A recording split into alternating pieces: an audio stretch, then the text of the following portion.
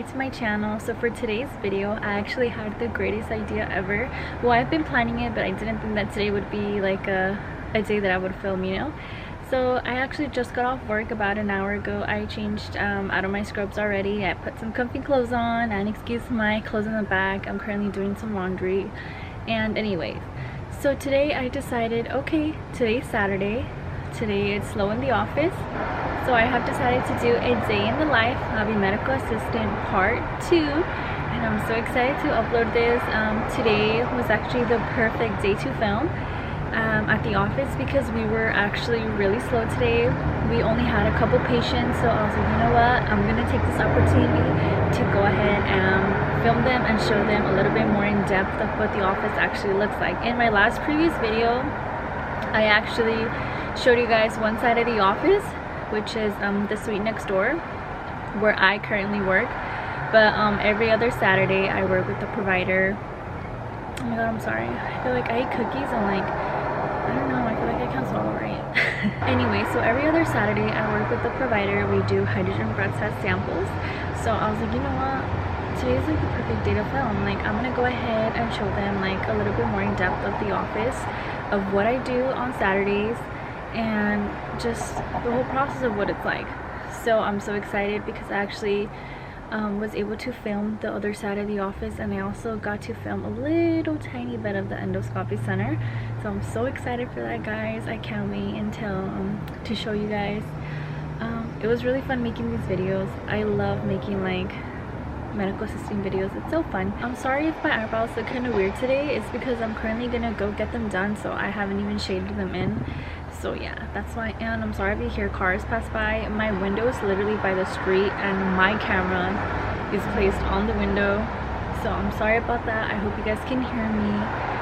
So enough of me talking, let's just get right into the video. And if you guys enjoyed the video, please make sure to give it a big thumbs up, leave comments, leave questions if you have any, and make sure to subscribe because I do plan on continuing to make more videos every week. So please be patient with me. I have lots of ideas coming up. So let's just get right into the video.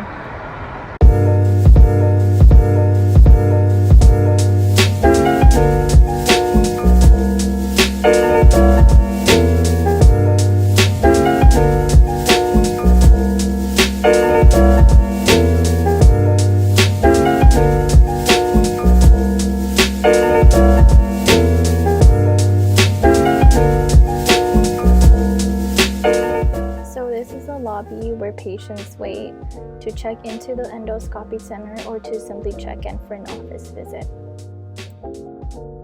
So this is the endoscopy center. This is the waiting area. They can either wait here or out in the lobby where I showed you guys previously.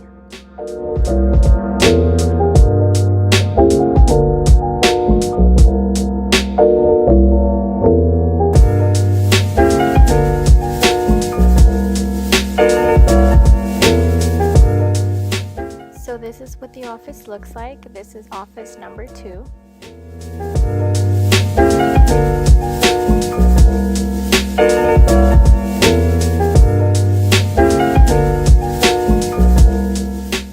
So this is an AED, and whoever starts first in the morning has to check off that it works properly.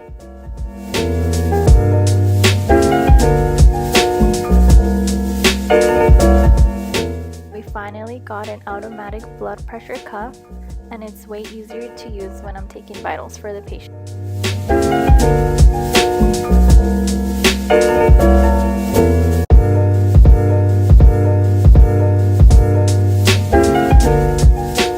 So what is a hydrogen breath test? Normally the large intestine or colon contains obviously large numbers of bacteria, while the small intestine contains far fewer. When bacteria actually spreads from the colon into the small intestine, this may cause symptoms such as bloating, abdominal pain, diarrhea, constipation, or increased gas. This increased growth of bacteria in the small intestine is referred to as small intestinal bacterial overgrowth for SIBO. So the primary purpose of a hydrogen methane breath test is to determine if there is actually bacterial overgrowth in the small intestine. Now, this type of breath testing also can help detect inability to digest certain sugars.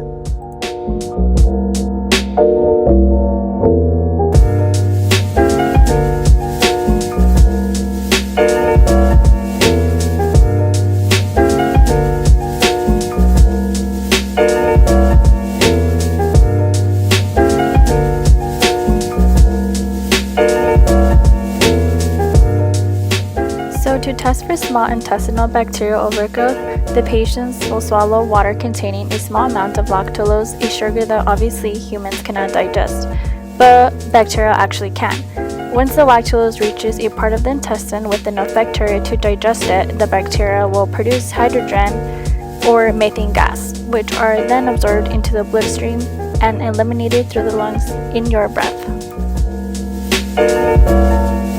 So after the patient swallowed the water with lactulose, a blood sample will be collected every 30 minutes for 2 hours, and each blood sample will be analyzed for hydrogen and methane gas, and this is the machine that the doctor uses.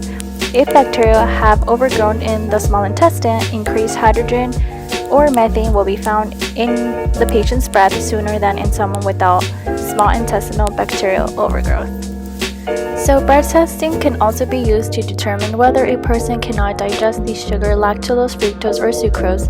These breath tests are performed in a very similar way, but it usually takes 3 hours. Breath testing is performed frequently in patients with intestinal problems, and it is actually a very safe test. And the only side effects are transient intestinal cramping or bloating, and occasionally diarrhea in some patients.